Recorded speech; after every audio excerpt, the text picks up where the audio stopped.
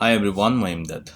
এইবাৰ গাঁও পঞ্চায়ত নিৰ্বাচনত প্ৰতিদ্বন্দ্বিতাক লৈ আহিল ৩৩টাকৈ নতুন নিয়ম। কি এই নতুন নিয়ম?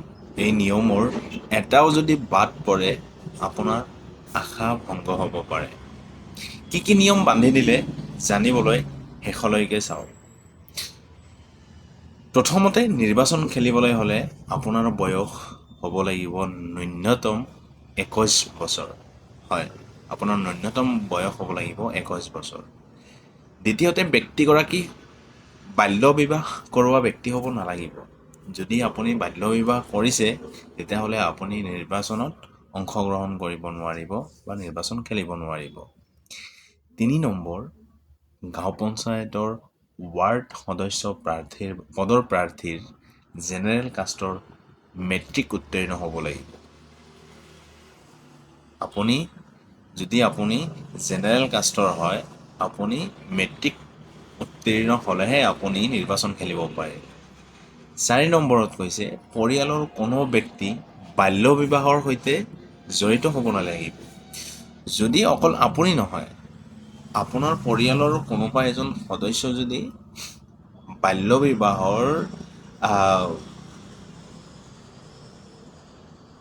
লগত যদি জড়িত আছে, তেতিয়াহ'লেও আপুনি নিৰ্বাচন খেলিব নোৱাৰিব। ৫ নম্বৰত, ST, SC, OBCৰ প্ৰাৰ্থী হ'ব লাগিব ন্যূনতম ১০ম শ্ৰেণীলৈকে পঢ়া। তেওঁলোকে মেট্ৰিক উত্তীৰ্ণ নহ'লেও হ'ব। যদি ST, SC, OBCৰ প্ৰাৰ্থীসকলে যদি ১০ম শ্ৰেণীলৈকে পঢ়িছে, তেতিয়াহ'লে তেওঁলোকে নিৰ্বাচন খেলিব পাৰিব। ৬ নম্বৰ, আঞ্চলিক পঞ্চায়তৰ সদস্য পদৰ বাবে যিকোনো প্ৰাৰ্থী হ'ব লাগিব ১০ম শ্ৰেণী উত্তীৰ্ণ। অৰ্থাৎ আপুনি মেট্ৰিক উত্তীৰ্ণ হ'ব লাগিব। জিলা পৰিষদৰ ক্ষেত্ৰতো প্ৰাৰ্থীগৰাকী হ'ব লাগিব মেট্ৰিক উত্তীৰ্ণ। ৮ নম্বৰ, প্ৰতিদ্বন্দ্বিতা কৰিব নোৱাৰিব যদিহে দুটাতকৈ অধিক সন্তান আছে। যদি আপোনাৰ দুটাতকৈ অধিক সন্তান আছে, তেতিয়াহ'লে আপুনি নিৰ্বাচন খেলিব নোৱাৰিব। ৯ নম্বৰত কোৱা হৈছে, ২০১৮ চনৰ ১৯ মাৰ্চৰ পূৰ্বে, মন কৰিব দেই, ২০১৮ চনৰ ১৯ মাৰ্চৰ পূৰ্বে দুটাতকৈ অধিক সন্তান থকাসকলে কৰিব পাৰিব প্ৰতিদ্বন্দ্বিতা। অৰ্থাৎ ২০১৮ চনৰ ১৯ মাৰ্চৰ পূৰ্বে দুটাতকৈ অধিক সন্তান থকাসকলেও নিৰ্বাচনত প্ৰতিদ্বন্দ্বিতা কৰিব পাৰিব। ১০ নম্বৰত কৈছে, নৈতিক স্খলন সম্পৰ্কীয় অপৰাধত চাকৰি যোৱা ব্যক্তিসকলক অযোগ্য বুলি বিবেচিত কৰা হ'ব। অৰ্থাৎ তেওঁলোকে নিৰ্বাচন খেলিব নোৱাৰিব। দেউলীয়া ঘোষিত ব্যক্তিয়েও খেলিব নোৱাৰিব নিৰ্বাচন। ১২ নম্বৰত কোৱা হৈছে, চৰকাৰী অনুদান পোৱা ব্যক্তিয়ে খেলিব নোৱাৰিব নিৰ্বাচন। চৰকাৰী অনুদান পোৱা কোনো ব্যক্তিয়ে নিৰ্বাচনত অংশগ্ৰহণ অৰ্থাৎ নিৰ্বাচন খেলিব নোৱাৰিব। ১৩ নম্বৰত, চৰকাৰী পদত অধিষ্ঠিত ব্যক্তিয়ে খেলিব নোৱাৰিব নিৰ্বাচন। আপুনি যদি চৰকাৰী কোনো পদত যদি আছে, তেতিয়াহ'লে আপুনি নিৰ্বাচন খেলিব নোৱাৰিব। ১৪ নম্বৰ, গাঁও পঞ্চায়ত জিলা পৰিষদৰ পৰা পাৰিশ্ৰমিক পোৱা প্ৰাৰ্থী হ'ব অযোগ্য। ১৫ নম্বৰ, কৰ মাচুল পৰিশোধ কৰিবলৈ বাকী থকা ব্যক্তিয়েও খেলিব নোৱাৰিব নিৰ্বাচন বা খেলিব নোৱাৰে নিৰ্বাচন। ১৬ নম্বৰত কোৱা হৈছে, সমবায় সমিতিৰ পৰিশোধ কৰিবলৈ থকা ব্যক্তিয়েও